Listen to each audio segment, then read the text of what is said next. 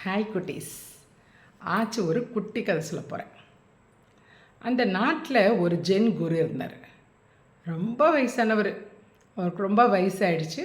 அவர் பெரிய ஒரு மடாலயம்னு சொல்லுவாங்க. குருகுலம் இருக்குல்ல, குருகுலத்தில் எப்படி எல்லோரும் கற்றுக்குவாங்க, அதே மாதிரி இங்கே இவர்கிட்டயே நிறைய ஸ்டூடெண்ட்ஸ் படிச்சுட்ருக்காங்க. யார்கிட்ட? இந்த ஜென் குருட்ட. ஆனால் அவருக்கு ரொம்ப வயசாயிடுச்சு.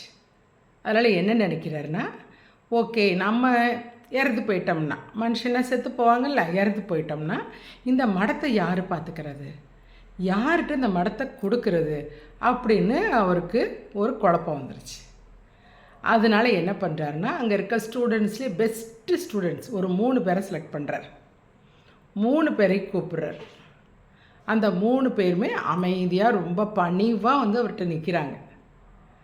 அப்போ சொல்கிறாரு, இங்கே பாருங்கள், எனக்கு ரொம்ப வயசாயிடுச்சு.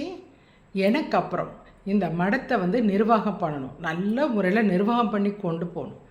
அதனால் உங்கள் 3 பேரை செலக்ட் பண்ணியிருக்கேன். ஆனால் உங்களுக்கு நிறைய கற்றுக் கொடுத்துருக்கேன். இத்தனை வருஷத்தில் நீங்கள் நிறைய கற்றுக்கிட்டீங்க. இருந்தாலும் தக்க அறிவு பத்தாது, அனுபவ அறிவு வேணும். அனுபவம் வேணும்ல, அனுபவ அறிவு வேணும். அதனால் நீங்கள் 3 பேரும் வெளியே போய் இந்த நாடு ஊரெல்லாம் சுற்றி பார்த்துட்டு 1 வருஷம் கழித்து வாங்க அப்படிங்கிறாரு.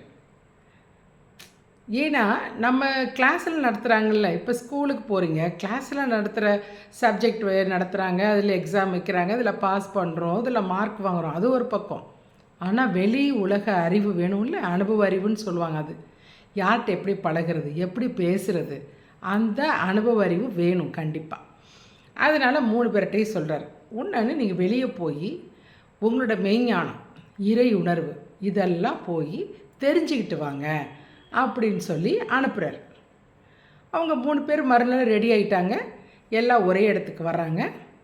வந்துட்டு 3 பேர் ஆனால் ஆளுக்கு ஒரு திசையில் ட்ராவல் பண்ணுறாங்க. 3 பேருமே போகிறாங்க நாடு ஊர் எல்லா இடமும் சுற்றுறாங்க. பலதரப்பட்ட மனுஷங்களை பார்க்குறாங்க. மனுஷெல்லாம் ஒவ்வொருத்தவங்களும் ஒவ்வொரு வெரைட்டியாக தானே இருப்பாங்க, ஒவ்வொருத்தவங்களும் ஒவ்வொரு குணமாக தானே இருப்பாங்க. எல்லோரும் ஒரே மாதிரி இருக்கிறது இல்லைல்ல மனுஷங்கள்லாம். அப்போ டிஃப்ரெண்ட்டான மனுஷங்கள்லாம் பார்க்குறாங்க. அங்கே வர்ற ப்ராப்ளத்தெல்லாம் சால்வ் பண்ணுறாங்க, அதுக்கு பிரச்சனைகளை பார்க்குறாங்க, எல்லாத்தையும் பார்க்குறாங்க. வெளியே போனதுக்கப்புறம் தான் அவங்களுக்கு தெரியுது, ஆஹா இவ்வளோ மனுஷங்கிட்ட இவ்வளோ பிரச்சனை இருக்கா, இந்த இவ்வளோ ப்ராப்ளத்தை சந்திக்கணுமா அப்படிலாம் எல்லாம் பார்க்குறாங்க. பார்த்துட்டு அதே மாதிரி ஊரெல்லாம் சுற்றி முடிச்சுட்டு கரெக்டாக 1 இயர் கழித்து வர்றாங்க. யார்கிட்ட? அவங்க குருட்ட வந்துட்டாங்க. 3 பேர் வரிசையாக நிற்கிறாங்க. அதில் முதல்ல மாணவன் சொல்கிறாரு, குருவே நான் கடவுளை பார்க்கவே இல்லை, இறைவனை நான் பார்க்கவே இல்லை. ஏன்னா அவர் எல்லா இடத்துலையும் இருக்கிறார், கல் மண் எல்லா இடத்துலையும், செவரு காற்று எல்லாத்துலேயும் கடவுள் இருக்கார். அதனால் நான் கடவுள்னு தனிப்பட்டவர்கள் யாரையும் நான் பார்க்கல அப்படின்னு சொல்கிறார். இந்த 2வது ஸ்டூடெண்ட் இருக்கார்ல, 2வது மாணவன், அவர் என்ன சொல்கிறாருன்னா, குருவே இறைவனுக்கு உருவம் இருக்குது, ஆனால் ஒளி வடிவில் இருக்குது. அதை மனக்கண்ணில் தான் பார்க்க முடியும், சும்மாலாம் பார்க்க முடியாது. மனக்கண்ணில் தான் பார்க்கணும். அமைதியாக கண்ணை மூடி தியானம் பண்ணிட்டு இருந்தால் தான் கடவுளை நம்ம பார்க்க முடியும். நம்ம வேணுங்கிறதெல்லாம் கேட்குறதெல்லாம் கொடுப்பாரு அப்படின்னு சொல்கிறாரு 2வது மாணவன். 3வது மாணவன் தலையை கீழே குனிச்சிட்டே நிற்கிறார். குரு கேட்குறாரு, என்னப்பா என்ன ஆச்சு அப்படின்னு கேட்குறாரு. இல்லை குருவே, எனக்கு எந்த இடத்துலையுமே இறைவனோ இறை தன்மையோ எதுவுமே எனக்கு எங்கேயுமே தென்படலை, எனக்கு எதுவும் தெரியவும் இல்லை, புரியவும் இல்லை. நான் சும்மா எல்லா இடமும் சுற்றி பார்த்தேன், ஆனால் ஏன் அறிவுக்கு எதுவுமே எட்டலை, தெரியலை புரியலைன்னு சொல்லிட்டாரு. என் அறிவுக்கு எதுவும் எட்டவும் இல்லை அப்படிங்கிறாரு. உடனே குரு லைட்டாக ஸ்மைல் பண்ணுறார். பண்ணிட்டு சொல்கிறாரு, நீ தான் இந்த மடத்தை நிர்வாகம் பண்ணுற சரியான ஆள், அதனால் இந்த பொறுப்பை நான் உங்ககிட்ட ஒப்படைக்கிறேன் அப்படின்னு சொல்கிறார். முதல்ல 2 பேருக்கும் எப்படி இருக்கும், ஒருத்தர் பார்க்குறாங்க, என்னடா குரு இப்படி சொல்கிறாரு, அவனை பார்த்து கேலியாக சிரிக்கிறாங்க. ஒன்றும் தெரியாது ஒன்றும் புரியலன்னா அவங்க 2 பேரும் சிரிக்கிறாங்க. கேலி பண்ணி சிரித்தவங்களுக்கு அவர்கிட்ட கொண்டு போய் பதவியை கொடுத்தா எப்படி இருக்கும்? ஒருத்தருக்கு ஒருத்தர் பார்க்குறாங்க.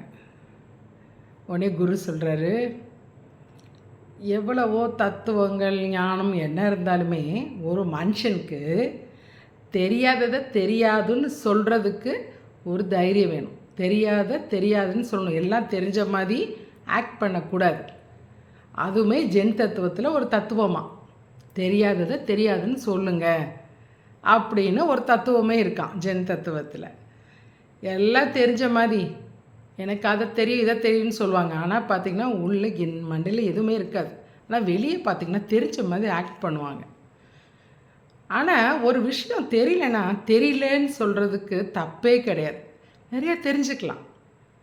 எனக்கு அதை தெரியும் இதை தெரியுது தெரியலன்னு சொல்லிட்டு நிறைய விஷயத்தை நம்ம கற்றுக்கலாம், தெரிஞ்சுக்கலாம். அது ஒரு நல்ல விஷயம் தானே. அதை தான் ஜென் குருவுமே சொல்கிறாரு. அது ஜென் தத்துவத்தில் ஒன்று இருக்குது அப்படின்னு சொல்லிட்டு அந்த 3வது மாணவனுக்கு அவர் அந்த மடத்தோட நிர்வாகத்தை கொடுக்குறார். ஓகேவா? ஆச்சு. உங்களுக்கு நாளைக்கு வேறொரு குட்டி கதையோடு வரேன்.